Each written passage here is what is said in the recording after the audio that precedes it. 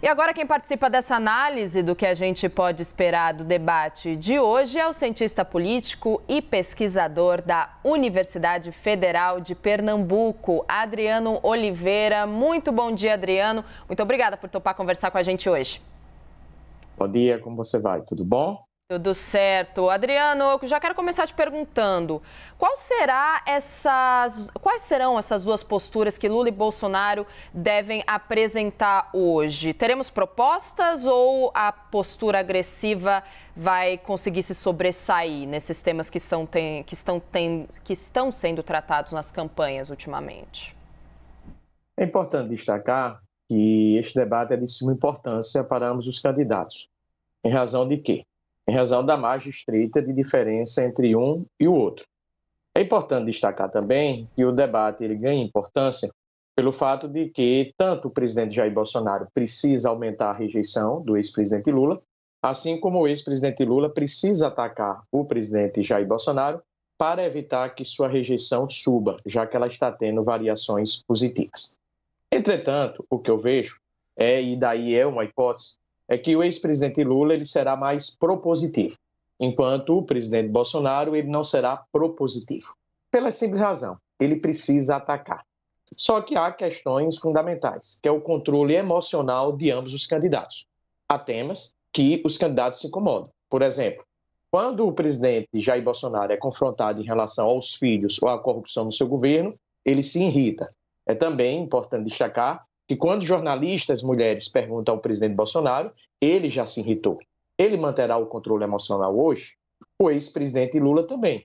Por várias vezes, quando ele é associado à corrupção e é questionado sobre a corrupção no seu governo, ele fica um pouco tímido, ele não é tão firme nas suas respostas. Portanto, hoje eu vejo que as estratégias de ambos os candidatos são estratégias de ataque. Embora eu veja que o ex-presidente Lula ele deve ser mais propositivo. Essa, para mim, é a estratégia ótima para o ex-presidente. Você acha, então, Adriano, que de trás dessas posturas mais agressivas, você acha que vai ter espaço para proposta? É isso que eu te pergunto. Você disse que Lula parece ser mais aberto em relação a isso. A gente só vai ver uma troca de ataques? Ou será que a gente vai ver também o que os candidatos pretendem para o próximo ano aqui no Brasil?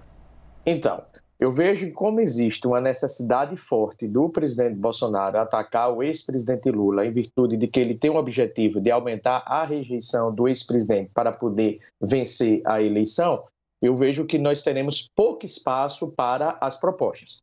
Porém, como eu frisei anteriormente, o ex-presidente Lula ele pode responder aos ataques e usar da seguinte estratégia: convidar o presidente Bolsonaro a debater o futuro do país, a debater propostas. Ao meu ver, o presidente Bolsonaro não irá aceitar. E ao não aceitar, o presidente Lula também precisará utilizar o seu arsenal de ataques. Consequentemente, a previsão é que seja um debate de grandes ataques por parte de ambos os candidatos. Adriano, você acha que essas estratégias que você está dizendo, que você está pontuando, vão ser utilizadas também para tanto Bolsonaro quanto Lula conseguirem conquistar o votante indeciso, aquele que não foi votar no primeiro turno, ou vão ser estratégias diferentes para falar com essas pessoas que se abstiveram, por exemplo? Então, as estratégias elas vão ser mantidas, que são as estratégias que nós estamos observando no guia eleitoral do segundo turno. E daí eu volto a frisar.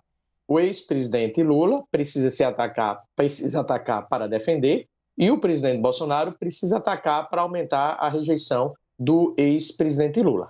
Daí, nós temos a disputa de dois candidatos muito rejeitados, um com a rejeição de 50%, outro com a rejeição de 46%. O que irá motivar o indeciso será o desempenho desses candidatos no debate de hoje. Por exemplo, quando Lula for associado à corrupção, como ele irá responder? Ele será firme nas suas respostas? Quando o presidente Bolsonaro for questionado por uma jornalista mulher, de que modo ele se comportará? Será que ele vai questionar o tipo de pergunta que foi feito para Lula e o tipo de pergunta que foi feito para ele por parte de alguns jornalistas? Ele mostrará nervosismo? Enfim, os debates que vão ocorrer nesse segundo turno, eles serão fundamentais para que nós possamos prever o resultado da eleição em virtude da questão de ambos os candidatos estarem muito próximos na intenção de votos. Quero conversar com você também, Adriano, sobre os apoios, né, que cada candidato está recebendo, né? Eles são suficientes? A gente tem do lado de Lula, Fernando Henrique, Ciro Gomes, Simone Tebet, João Amoedo, né, que agora adentrou essa lista dizendo que não vai mais anular no segundo turno. E do outro lado a gente tem governadores dos 3 estados mais populosos do país apoiando Jair Bolsonaro. Esses apoios, esse cenário é suficiente para eles? E como eles vão abordar isso nessa campanha que está entrando aí na sua 3ª semana? Então, além dos apoios, nós devemos também considerar outra questão, que aí independe do apoio, mas estão entrelaçados, que é a abstenção. Então, qual é o principal apoio do presidente Bolsonaro? Em Minas Gerais, com o governador de Romeu Zema. A dúvida nesse instante é se o governador Romeu Zema irá levar uma grande quantidade de votos para o presidente Bolsonaro, estreitando a diferença com o ex-presidente Lula. A dúvida também será o desempenho do ex-presidente Lula no Rio de Janeiro, sabendo que Cláudio Castro, apoiado pelo presidente Bolsonaro, foi reeleito e que está pedindo votos para o presidente Bolsonaro. Consequentemente, o presidente Bolsonaro abrirá uma grande vantagem no Rio de Janeiro. E em São Paulo, onde verificamos a forte nacionalização da disputa, o Tarcísio manterá o mesmo desempenho e, consequentemente, o presidente Jair Bolsonaro seguirá vitorioso em São Paulo? Então, esses são alguns aspectos importantes quanto ao presidente Bolsonaro. Em relação ao ex-presidente Lula, o apoio de Simone Tebet foi fundamental. Por quê? Primeiro, porque ela é uma liderança nacional. Segundo, porque ela é mulher. E terceiro, certamente ela vai aparecer logo mais no guia eleitoral. Então, foi um apoio muito importante para manter a vantagem do ex-presidente ou para ampliar um pouco. E daí também vem a abstenção. Não adianta os apoios se nós tivermos, por exemplo, uma alta abstenção no Nordeste. Se assim ocorrer, quem se prejudica? O ex-presidente Lula. E se tivermos uma alta abstenção no Sudeste, não adianta o apoio de Romeu Zema, porque o presidente Jair Bolsonaro será prejudicado. Adriano, já é possível observar alguma estratégia com efeito positivo na conquista do eleitorado nesse segundo turno, ou isso deve acontecer a partir do debate de hoje, né, que inaugura aí essa 3ª semana de campanha? Veja, as duas campanhas, elas seguem com estratégias corretas e estratégias eficazes. Por quê? Veja por parte da campanha do presidente Bolsonaro. A rejeição do ex-presidente Lula, ela vem gradualmente crescendo. Então, isso mostra a eficiência dos ataques do presidente Bolsonaro em relação ao candidato do PT. Ao mesmo tempo também, os ataques do ex-presidente Lula ao presidente Jair Bolsonaro têm evitado, aí é uma hipótese, que a rejeição do ex-presidente Lula tenha uma aceleração maior, ou que a rejeição do presidente Bolsonaro decline também de maneira mais acelerada. Portanto, as campanhas estão sendo muito bem feitas e estão utilizando as estratégias adequadas. É importante destacar que, e isso precisa ser verificado através de pesquisas qualitativas, ou seja, qual é o limite do eleitor? Até quando o eleitor vai aguentar esses ataques? Por que eu friso isso? Porque ambos têm um eleitorado muito consolidado. Ambos têm um eleitorado onde o voto já está decidido. Mas existem 5%, 6%, 7% que precisarão ser conquistados. E será que para conquistar essa parcela do eleitorado precisamos de mais agressividade ou falar de futuro? Só as pesquisas qualitativas podem dizer e as campanhas de ambos os candidatos certamente já estão atentas a isso. Já que a gente está falando de estratégia também, Adriano, apostas, como você vê essa questão da religião, né, envolvendo aí Lula e Bolsonaro? É um tema espinhoso, né? A gente está vendo o ex-presidente Lula se aproximando do eleitorado evangélico, Jair Bolsonaro do eleitorado católico. Como isso deve surgir no debate de hoje, você acha? Olha, é importante destacar inicialmente que nós não podemos pensar campanhas eleitorais, desenvolver qualquer tipo de construção de cenários eleitorais para essa eleição e para as futuras eleições, sem considerar o percentual de eleitores evangélicos, sem considerar também o que esses eleitores evangélicos querem ouvir. O segmento evangélico é um segmento importantíssimo que qualquer candidato que vai disputar a eleição para governador e presidente da República precisa obrigatoriamente falar com eles, sabendo que eles estão em amplo crescimento, podendo chegar, inclusive, em 2030, o percentual de evangélicos igual, semelhante ao percentual de católicos. Em segundo lugar, o que nós observamos nessa eleição é aquilo que eu já frisei por várias vezes, ou seja, uma disputa entre uma agenda econômica, representada pelo ex-presidente Lula, sabendo que o lulismo é um fenômeno econômico, e uma agenda moral, representada pelo presidente da República, Jair Bolsonaro. Ambos estão concorrendo. até o instante, a agenda econômica tem prevalecido na orientação do voto do eleitor. Mas algo importantíssimo que nós estamos observando nesta eleição é a consolidação do debate moral nas eleições presidenciais.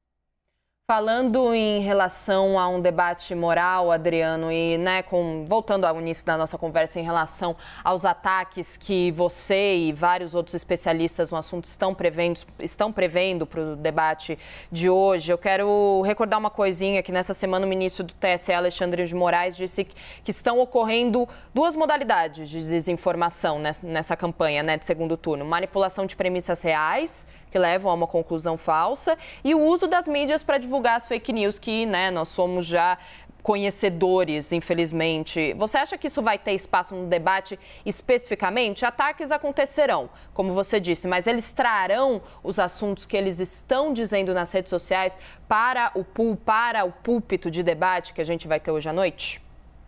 Veja, qualquer candidato que tiver à disposição hoje de trazer uma fake news, eu não aconselho, porque certamente amanhã será desmentido. Fake news, ela é utilizada nas redes sociais, no subterrâneo, mas eu não recomendo a nenhum candidato, principalmente na eleição presidencial, usar fake news em debate, em virtude de que ainda nós temos cerca de 10 dias para que eleitores venham a se posicionar, eleitores indecisos, e no momento que nós tivermos a repercussão do debate amanhã nas redes sociais, e essa repercussão por parte da imprensa e das redes sociais a evidenciar que era fake news, isso pode prejudicar o candidato. O candidato pode ser carimbado como mentiroso, sem credibilidade. Outro ponto também. A guerra de versões sempre existiram em campanhas eleitorais. Uma fala que pode corresponder à verdade ou à mentira. A diferença é de que nós temos o advento da rede social, onde essa rede social ela intensifica as versões, transformando essas versões, pelo menos momentaneamente, em um fato verdadeiro. Por isso, o grande desafio das campanhas eleitorais, e assim seguirá, é lidar com a guerra de versões com as fake news. Adriano, para a gente finalizar agora, que a gente já deu um ótimo resumo, você já deu um ótimo resumo do que esperar para o debate, na sua avaliação, o que vai ser fundamental para essa reta final de campanha dos presidenciáveis, a gente entrando aí na terceira semana, a 14 dias das eleições?